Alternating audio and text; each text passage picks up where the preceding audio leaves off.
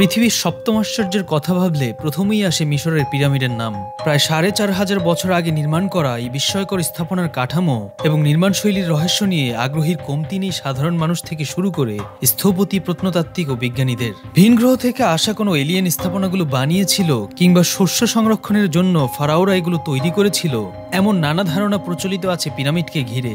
আসলে কেন তৈরি করা হয়েছিল পিরামিড তা নিয়ে দীর্ঘ সময় ধরে চলছে বৈজ্ঞানিক গবেষণা।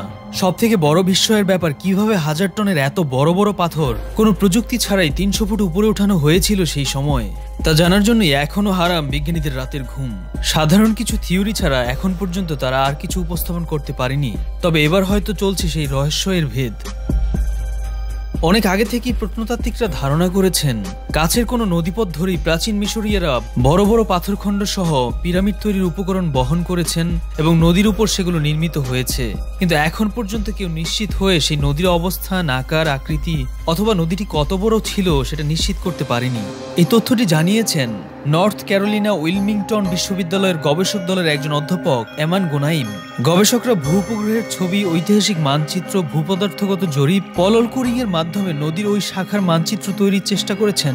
নদীর যে শাখাটি বহু বছর আগে বড় ধরনের খরা ও ধুলাঝড়ের কারণে মাটির নিচে চাপা পড়ে গেছে।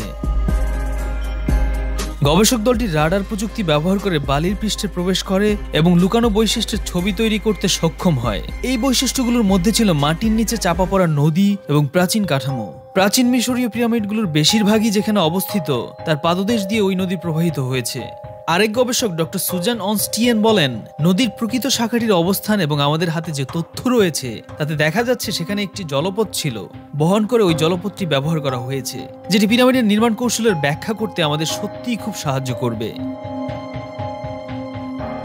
নদীর ওই শাখাটি খুব সম্ভবত 64 কিলোমিটার দীর্ঘ এবং 200 থেকে 700 মিটার প্রশস্ত ছিল এবং 31টি পিরামিডের চারপাশ দিয়ে সেটি বয়ে গিয়েছিল, যে পিরামিডগুলো 4700 থেকে 3700 বছর আগে তৈরি। প্রাচীন মিশরীয়রা শ্রমিকদের পরিবর্তে নদীর স্রোতকে কাজে লাগিয়ে ভারী ভারী পাথরখণ্ড বহন করেছে বলেও মনে করেন ডক্টর অনস্টিন। তিনি বলেন, এতে পরিশ্রম অনেক কম হয়েছে।